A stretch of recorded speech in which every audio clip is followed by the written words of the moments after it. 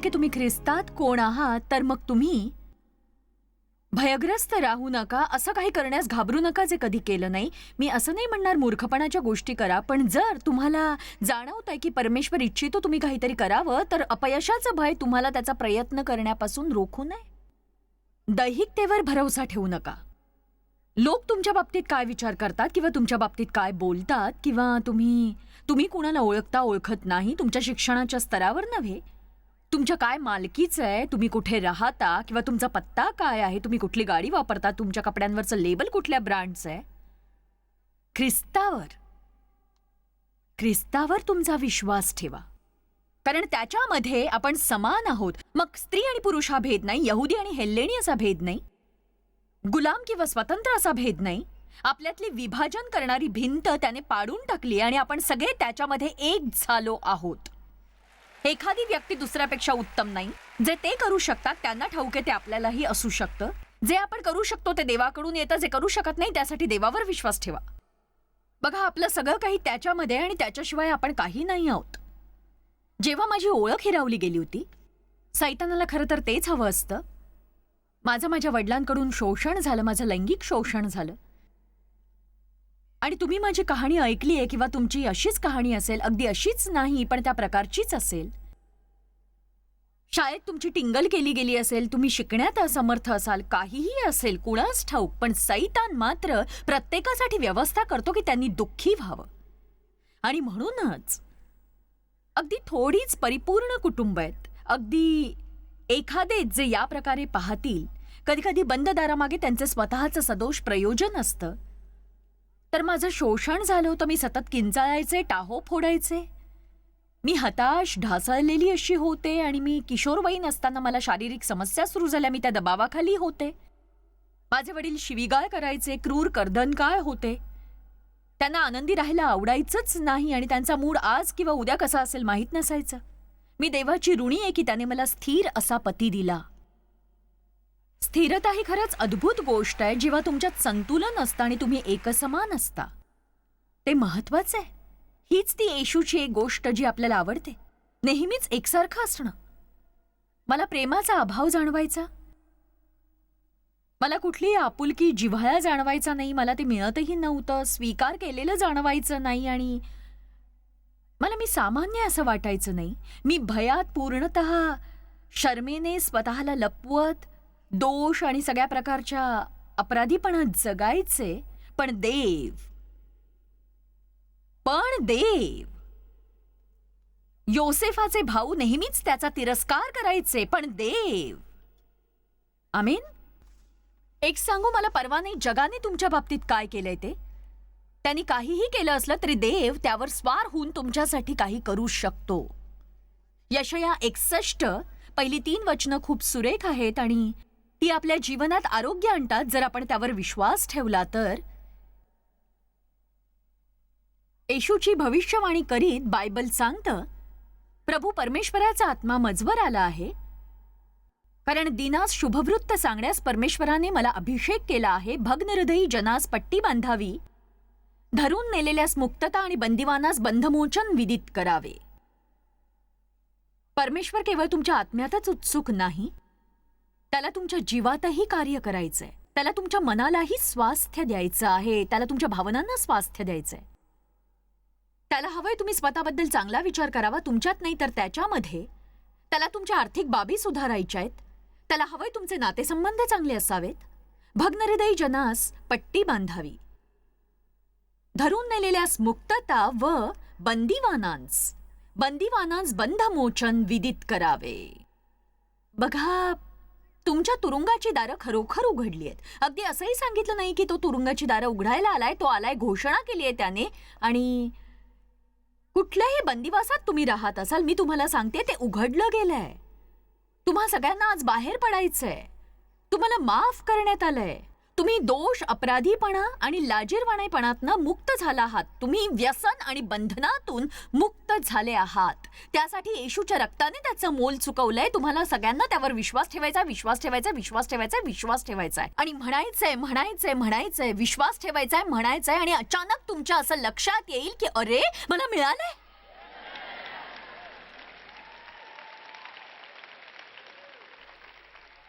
मनन प्रकटीकरण जाणते. तुम्हाला केवळ माहितीची गरज नाहीये, तुम्हाला प्रकटीकरणाची आवश्यकता आहे. आळशी ख्रिस्ती असू नका. बऱ्याच जणांना वाटतं इतर प्रत्येकाने त्यांना वचन अगदी भरवावं आणि तुम्हाला असं आरामशीरपणे खुर्चीत बसून एखाद्याचा संदेश ऐकायचा असतो. पण एक सांगू, आज जर मी तुम्हाला असं काही सांगितलं ज्याने तुम्हाला स्पर्श केला, तर तुम्हाला ते लिहून घ्यायची गरज आहे. नाहीतर तुम्हाला रेकॉर्डेड संदेश घेऊन तो पुन्हा ऐकण्याची गरज आहे. नाहीतर तुम्ही म्हणाल की काय करू, मला रांगेत उभे राहावे लागतंय, माझी कार पार्किंगमध्ये बाहेर काढायची इतरांनी काढण्याआधीच. तर मग तुम्ही बंधनातच का राहत नाही? कारण जर तुम्ही तुमच्या हिश्श्याचं काम केलं नाही, दुसरं कोणी काही करणार नाही तुमच्यासाठी. आमेन.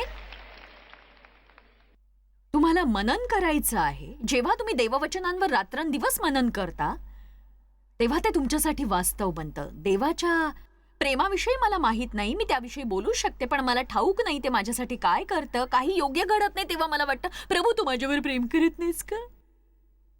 दुसऱ्या कोणाला ते मिळतं जे मला हवंय, तेव्हा मी म्हणते ठीक आहे प्रभू, तू माझ्यावर प्रेम करत नाहीस, माझ्यापेक्षा त्याच्यावर जास्त करतोस. आणि जेव्हा आपली कसोटी आणि दुःखद गोष्टी घडतात, प्रभू तू प्रेम करत नाहीस माझ्यावर. जेव्हा तुम्हाला हे कळतं, देव तुमच्यावर प्रीती करतो आणि तीही विनाअट. तुम्ही देवाला कधीच असं म्हणणार नाही, तुम्ही असं कधीच म्हणून त्याचा अपमान करणार नाही. तुम्ही तुमच्या कठीण परीक्षेच्या काळात अतीव दुःखामध्ये म्हणाल, देवाच्या प्रीतीपासून मला कुणीही विभक्त करू शकत नाही. कारण आपल्याला देवाच्या प्रेमाची उंची, खोली, लांबी, रुंदी माहिती आहे. नक्कीच रोमकरासमध्ये बायबल म्हणतं, देवाच्या प्रीतीपासून आपल्याला काहीही विभक्त करणार नाही. जेव्हा मी सार्वजनिक सभेत पहिल्यांदाच संदेश सांगायला उभी राहिले, मी 5 वर्ष घरगुती बायबल अभ्यास घेतला होता आणि स्त्रियांच्या सभाही मी घेतल्या होत्या एका नवीन चर्चमध्ये जे सेंट लुईसमध्ये सुरू झालं. आणि ती गुरुवार सकाळची सभा होती. आणि मी एक सांगू, मला त्या तासासाठी खरोखर सामर्थ्यशाली वचन हवं होतं. मला वाटलं हा माझा प्रकाश झोतात येणारा क्षण आहे, माझं सेवाकार्य सुरू होत होतं, मला देवाकडून सामर्थ्यशाली वचन हवं होतं.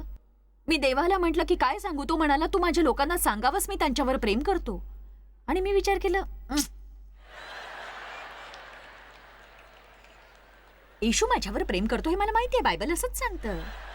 आणि मी विचार केला, प्रभू मला हे नाही सांगायचं, मला एक सामर्थ्यशाली संदेश हवाय. अगदी तंतोतंत असंच मी म्हटलं. मला ते आठवतंय, मी बागेत फेरी मारत होते, प्रार्थना करत होते आणि तो पहिला संदेश.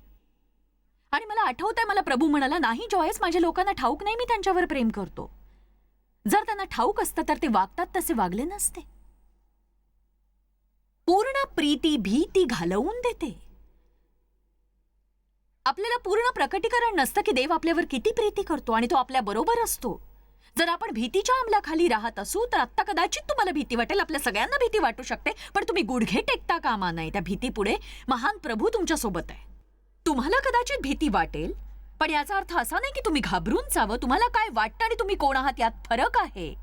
कदाचित तुम्हाला आत्मविश्वास जाणवत नसेल, पण तुम्ही ख्रिस्तात आत्मनिर्भर आहात. आमेन. ख्रिस्तात तुम्हाला प्रीतीत चालल्यासारखं वाटणार नाही, पण तुम्ही प्रीतीत चालण्याची निवड करू शकता. तुम्हाला क्षमा करावीशी वाटणार नाही, पण तुम्ही क्षमा करण्याची निवड करू शकता. तुम्हाला उद्या चुकवायचा नाहीये. आमेन. जितकं तुम्ही देववचनावर मनन कराल तितकी ती वास्तविकता बनेल. आणि त्या संदेशाद्वारे मला जाणवू लागलं, देवाच्या प्रीतीचं प्रगटीकरण मला नाहीये. माझ्या सार्वजनिक सेवा कार्याचं पहिलं वर्ष बघा, पहिलं वर्ष म्हणजे 365 दिवस माझ्या सेवा कार्याचं पहिलं वर्ष व्यक्तिगतरित्या माझ्यासाठी मी देवाच्या प्रीतीचा अभ्यास केला. त्या बाबतीत माझ्या हातात येईल ते मी वाचलं, प्रत्येक वचन पाहिलं, मी व्याख्या पाहिल्या, मी नोट्स लिहून काढल्या आणि मला शक्य होईल तितकं मी बायबल अधोरेखित केलं. आणि मी दिवसातून बऱ्याचदा मोठ्यांदा कबूल करू लागले, परमेश्वर प्रीती करतो माझ्यावर, परमेश्वर प्रीती करतो माझ्यावर, परमेश्वर प्रीती करतो माझ्यावर. मी अगदी असंही म्हणायचे, पोस्टमन नाही, दूधवाला नाही, कुरिअरवाला नाही, तर परमेश्वर सृष्टीचा निर्माण करता प्रेम करतो माझ्यावर. जॉयस मायर, फेंटन, मिझुरी, इतर कोणावर नाही, माझ्यावर परमेश्वर प्रीती करतो. आणि आता तो माझ्याकडे बघतोय. त्याने माझी खास एका हेतूने निवड केली आहे आणि स्वतःची म्हणून मला उचलून बाहेर काढलंय. त्याच्यामध्ये त्याने मला निष्कलंक, निर्दोष, ठपक्याविना, खेदाविना बनवलंय. सुरुवातीला याने फरक पडला नाही, पण जेव्हा मी सातत्याने बोलू लागले, अभ्यास करू लागले, एक सांगू, माझ्या अंधकारमय जीवात प्रकाश उदय पाहू लागला आणि मी उत्साहित होऊ लागले आणि मी अग्नीने प्रज्वलित होऊ लागले आणि सैतानाने आता माझ्यावर कधीच राज्य करू नये याची मी सुरुवात केली. तुम्हाला विश्वासाची चांगली लढाई लढावी लागते. आणि तुम्ही केवळ चर्चमध्ये असाल तेव्हा आज कोणीतरी संदेश देत असतानाच हे मान्य करायचं नाही. तुम्ही मध्यरात्री जेव्हा तुम्ही हताश आहात, कोणीही तुमच्या बाजूने नाहीये, प्रत्येक जण तुमच्या विरोधात आहे, तेव्हा तुम्ही या गोष्टीवर ताबा मिळवायचा आहे आणि म्हणायचंय, मला ठाऊक आहे मी ख्रिस्तात कोण आहे ते, आणि मला विजय मिळणारच, कारण पवित्र आत्म्याद्वारे मला त्याची हमी देण्यात आलेली आहे. नक्कीच.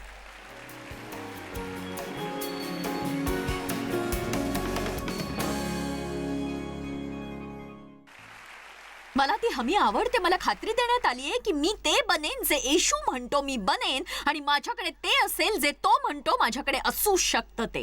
ही खात्री आहे. याबाबत सैतान एकही गोष्ट करू शकत नाही. पवित्र आत्म्याने त्याची हमी दिली आहे.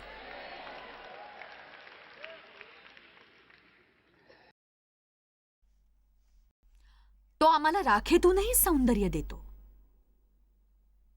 विलापाबद्दल आनंद, जडत्वाच्या आत्म्याबद्दल स्तुतीची वस्त्र, आणि तो आपल्याला नीतिमत्वाचे वृक्ष बनवतो. देवाने वृक्षारोपण केलंय. परमेश्वर हे सगळं का करतो? जेणेकरून तो गौरविला जावा आणि त्याचे गौरव व्हावे. त्याचे एक सांगू, आज देवाचे गौरव केले गेले. जेव्हा या स्त्रीने साक्ष दिली की ती किती गोंधळलेली होती आणि देवाने तिच्यासाठी काय केलं. तुमच्यातील परिवर्तन देवाला गौरविते. आपण देवाच्या कृपेच्या ट्रॉफीज आहोत.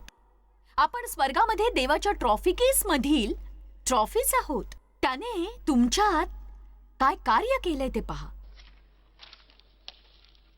इफिस्करास अध्याय 2 वचन 10. चला बघूया जरा. आपण सत्कृत्य करावी म्हणून ख्रिस्त येशूच्या ठाई निर्माण केलेले नवी उत्पत्ती असे आपण त्याची हस्तकृती आहोत. ती सत्कृत्ये आचरित आपण आपला आयुष्यक्रम चालवावा म्हणून देवाने ती पूर्वी योजून ठेविली. चांगला आयुष्यक्रम चालवावा. बघा, चांगला आयुष्यक्रम बघा, चांगला आयुष्य जगणं जे देवाने पूर्वी योजून ठेवलंय, तयार ठेवलंय आपल्यासाठी. कुणीतरी म्हणेल, मला चांगलं आयुष्य जगायला आवडेल. तुम्हाला मला एक प्रश्न विचारायचा आहे. तुम्ही कशावर विश्वास ठेवता? तुम्ही कसं बोलता? तुम्ही काय विचार करता? पुन्हा सांगू का मी हे? तुम्ही कशावर विश्वास ठेवता? तुम्ही कसा विचार करता? तुम्ही काय बोलता? मला विश्वास आहे आपण आपलं मुख उघडतो, आपलं सामर्थ्य आपण वाढवतो किंवा आपलं सामर्थ्य आपण कमी करतो. जिभेमध्ये जीवन आणि मृत्यूचं सामर्थ्य आहे. आपण जीवन आणि मृत्यू निवडतो. आपण स्वतःबद्दल काय बोलतो यावर आधारित स्वतःच बोल लावतो. असं कधी म्हणू नका की मी मूर्ख आहे, मी मठ्ठ आहे, मी जाड आहे, मी कुरूप आहे, मी अशी आहे, मी तशी आहे, मी प्रचंड गोंधळलेली आहे, मी काहीच बरोबर करू शकत नाही. स्वतःबद्दल असं बोलू नका. जे बायबल बोलतं ते बोला. माझ्याप्रमाणेच तुमच्यामध्येही अशाच गोष्टी असतील, पण त्या गोंधळलेल्या स्थितीतून बाहेर पडा. स्वतःहून बाहेर पडा. स्वतःबद्दल विसरा. स्वतःकडून लक्ष हटवा. ख्रिस्तामध्ये जे तुम्ही आहात तिथे पाऊल टाका आणि म्हणा, आत्ता मला ठाऊक आहे मी माझ्यात नव्हे तर ख्रिस्तात कोण आहे. मला आठवतंय मी किती उत्साहित झाले होते जेव्हा मी पहिल्यांदा 25 ते 30 वर्षांपूर्वी या गोष्टी शिकायला सुरुवात केली. आणि कित्येक वर्ष केवळ एक धार्मिक व्यक्ती असूनही कुठलाही आनंद किंवा शांती माझ्यात नव्हती. देव माझ्यावर प्रीती करतो हे जाणल्यावर आणि माझ्यापासून ते कोणी हिरावून घेणार नाही हे मला कळलं. आणि हरकत नाही माझ्या बाबतीत काय घडलंय किंवा हरकत नाही माझ्या बाबतीत कोणी काय केलंय, हरकत नाही मी काय केलंय. मी ख्रिस्तामध्ये नवी उत्पत्ती होते. जुन्या गोष्टी घडून गेल्यात आणि सर्व गोष्टी नवीन कोऱ्या झाल्या आहेत आणि मी बदलू लागले. आणि आपण बदलू शकतो. मी बदलण्याबाबतीत उत्साही आहे. मी देवाचे आभारी आहे. पुढच्या वर्षी मी या वेळेला अधिक उत्तम शेपमध्ये असं नाचताय त्यापेक्षा. आणि तुम्हीही जेव्हा तुम्ही इथून जाल, तुम्ही आलात त्यापेक्षा उत्तम होऊन जाल. तुम्हाला काही गोष्टी कळतील ज्या तुम्हाला ठाऊक नव्हत्या. तुम्ही इथे आलात तेव्हा होतात त्यापेक्षा उत्तम तुम्हाला वाटू लागेल. मी तिथे नाही जिथे असायला हवं, पण देवाचे आभार मी तिथेही नाही जिथे असायचे. आमेन.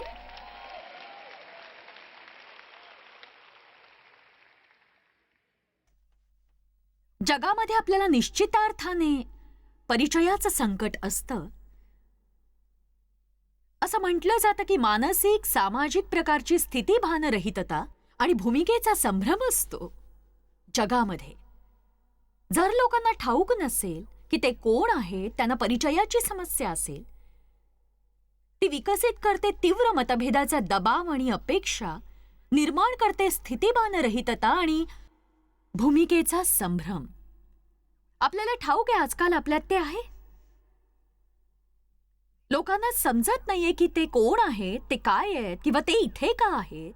ते आहेत त्यात ते नाखुश आहेत आणि जिथे ते नाहीत त्याच्या प्रयत्नातही. आणि इतका गोंधळ माजतो. त्यामुळे आपण लोकांना आनंदी करू पाहतो, त्यांना हवं तसं आपण होऊ पाहत असतो. आपण एक मुखवटा धारण करतो, आपण कृत्रिमपणे जगतो, प्रामाणिक नसतो स्वतःशी सुद्धा. पराकोटीचे धार्मिक होऊ पाहतो, देवाला आनंदी करण्यासाठी सुद्धा. मी तसा प्रयत्न केलाय. प्रत्येक वर्षी वर्षभरात पूर्ण बायबल वाचायचं, तासभर अन्य भाषेत प्रार्थना करायची. हे करा, ते करा, करा करा, प्रार्थना सभा चुकवू नका, हे करू नका, ते करू नका, काहीतरी वेगळं करू नका, रोज 4 तास प्रार्थना कराच करा, 1 तास तरी करा. मी पुष्कळ नियम पाळायचे, काही धार्मिक गोष्टी करायचे, मी संदेशाची तयारी करायचे, काही खायचे नाही, प्रार्थना करायचे, येरझारा मारायचे, कुणी माझ्याबरोबर बोलायचं नाही, कुणी मला स्पर्श करायचा नाही, कारण माझा अभिषेक खिन्न होऊ नये. म्हणजे मी खरंच एक विलक्षण केस होते. प्रत्येक सभा संपल्यावर मी प्रामाणिकपणे सत्य सांगते, मला प्रत्येक कॉन्फरन्स नंतर त्यातून बाहेर पडायला, नॉर्मल व्हायला 4 दिवस तरी लागायचे. आणि ते व्हायचं नाही कारण मी जणू अशी असायचे की याचा उपयोग नाही. मी शारीरिकरित्या थकते कारण मी खूप दमायचे, पण सगळं संपल्यावर मी भावनिकरित्या अशी वाहून जात नाही, कारण ते देवावर आहे, माझ्यावर नाही. मी इथे तुम्हाला प्रभावित करण्यासाठी नाही, मी इथे तेच करायला ज्यावर माझा विश्वास आहे. देव ते मला करायला सांगतोय. तुम्हाला मी आवडते, पण जर नसेल तर ती तुमची समस्या आहे. आणि मी हे उपरोधाने म्हणत नाही, हे केवळ मी त्या बाबतीत काय करू शकते. मी काहीच करू शकत नाही. मी त्या टप्प्यावर पोहोचले जिथे मला माझ्या बाबतीत कार्य करण्यासाठी तयार करायचंय.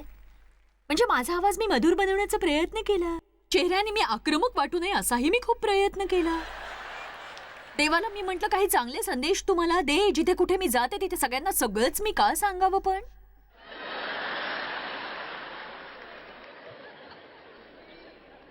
मला फक्त शहरातच फिरून प्रत्येकाला वचन द्यायचं होतं, संदेश सांगायचा होता आणि काही चमत्कार करून निघायचं होतं. नाही, मला प्रत्येकाला जाऊन भेटायचं होतं, प्रत्येकाला त्यांच्या चुका दाखवायच्या होत्या, त्यांना सुधारायचं होतं. जर तुम्ही नाही तर दुसरं कोणी, हे ते. हरकत नाही, मी काय प्रयत्न केले ते सगळे एकाच प्रकारचे होते. माझा मुलगा मला म्हणाला, 10 वर्ष माझ्याबरोबर प्रवास केल्यानंतर दैहिकतेला वधस्तंभावर खिळले जाण्याला तू कोणता मथळा देणार आहेस आज, सांग मला. हरकत नाही, तू त्याला काहीही नाव दे, पण ते तसंच संपायला हवं. स्वतःला मरायचं, सुधारायचं, देवाच्या इच्छेप्रमाणे वागायचं. एक सांगू, तो पुष्कळच बरोबर होता. काही करण्याचा प्रयत्न थांबवा जे तुम्ही नाही. ज्याच्यासोबत आहात तिथेच खुश राहा. तुम्ही सुंदर आहात, आश्चर्यकारक आहात, तुम्ही भयभीतपणे सुंदर असे तयार झालात. देवाने त्याने निर्माण केलेल्या प्रत्येक वस्तूकडे पाहून म्हटलंय, हे चांगलं आहे, हे खूपच चांगलं झालंय. आमेन.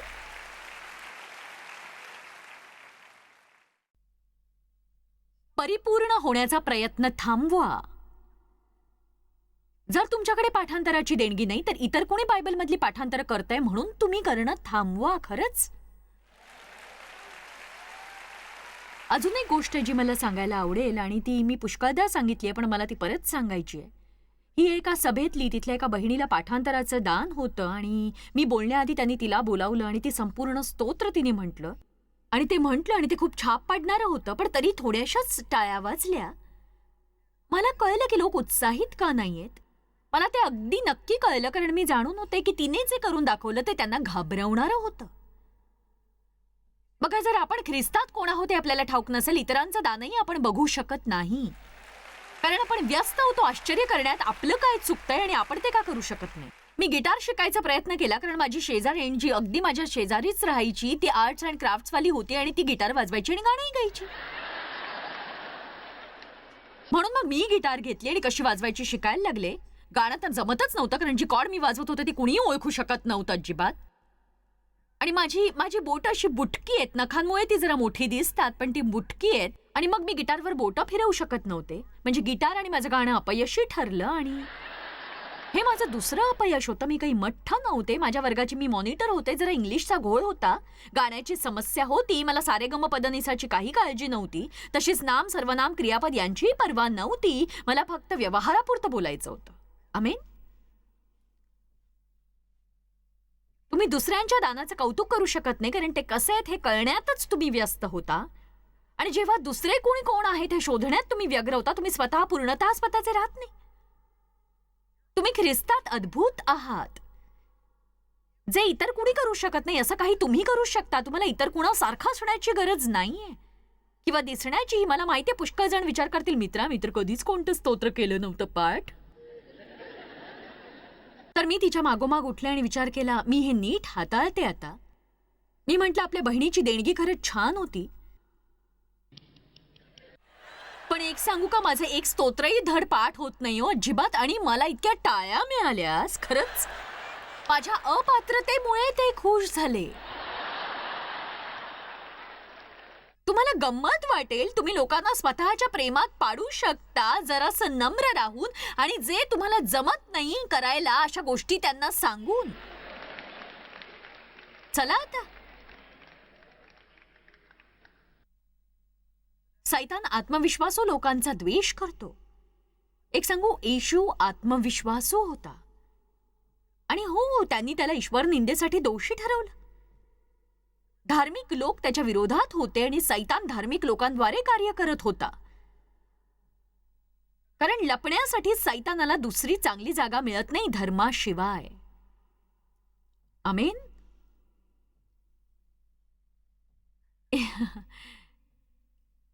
येशू काही गोष्टी बोलला मित्रांनो. मी आणि पिता एक आहोत.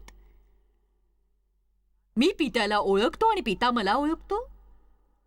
अब्राहमापूर्वी मी आहे. मी फक्त तेच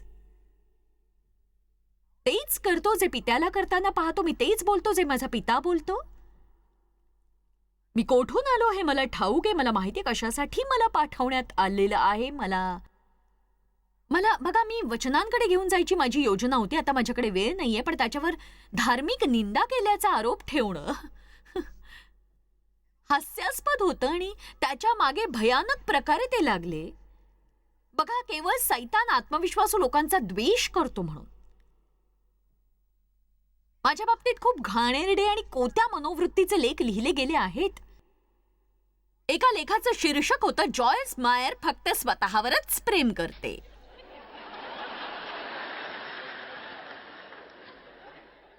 म्हणजे काय, मी असं म्हणायला हवं की ओ खरंच मी एक क्षुद्र कीटक आहे, मी स्वतःचा द्वेष करते, मी खरंच खूप कुरूप आहे, असं मी बोलले तर ते माझे फोटो पेपरमध्ये छापतील आणि मला चांगलं म्हणतील. पण एक सांगू का, तुम्ही कोण आहात हे तुम्हाला माहितीये. तुमच्यात आत्मविश्वास आहे. बायबल काय सांगतं यावर तुम्ही विश्वास ठेवा. तुम्ही फक्त बायबल तुमच्या बाबतीत काय सांगतं यावरच विश्वास ठेवा. तुम्ही थांबा आणि बघा धार्मिक सैतान कसे वागतात. पण तुम्ही स्वतःला कोण आहात असं समजता. मी स्वतःमध्ये कोणी नाहीये, पण त्याच्यामध्ये मी कोण आहे हे मला ठाऊक आहे, म्हणून मी देवाचे आभार मानते. पण मला परवा नाही कुणाला ते आवडतं की नाही याची. मला परवा नाही ते काय करतात. मी गप्प बसणार नाही. तुम्ही येशू ख्रिस्तात देवाचं नीतिमत्व आहात, बाजूला केलेले आणि कोकऱ्याच्या रक्ताने पवित्र केलेले असे. त्याच्यामध्ये तुम्ही नवी उत्पत्ती आहात. अभिषिक्त, बोलावलेले, मुक्त केलेले, पवित्र करून स्वतंत्र केलेले असे तुम्ही आहात. देवाचं वचन इफिस्करास 1:4 मध्ये आपल्याला शिकवतं, देवाने त्याचे स्वतःचे होण्यासाठी आपल्याला निवडले आहे. मित्रांनो, हे खूप छान आश्वासक असं आहे. यावर विचार करा. तुम्ही खास आहात. देवाची तुमच्यासाठी विशेष योजना आहे. ख्रिस्तामध्ये असण्याव्यतिरिक्त दुसऱ्या कुठल्याही ओळखीची गरज नाही. माझा विश्वास आहे बऱ्याच लोकांची ओळखच चोरीला गेली आहे आणि आपण कोण आहोत हेच त्यांना खरं तर ठाऊक नाही. त्यामुळे ते इतर लोकांशी तुलना करतात किंवा स्पर्धा करतात आणि तुम्ही ख्रिस्तात कोण आहात हे पाहणं खरंच मजेशीर आहे. खूप आभार मानते तुमचे. तुमचा दिवस चांगला जाओ ख्रिस्तामध्ये.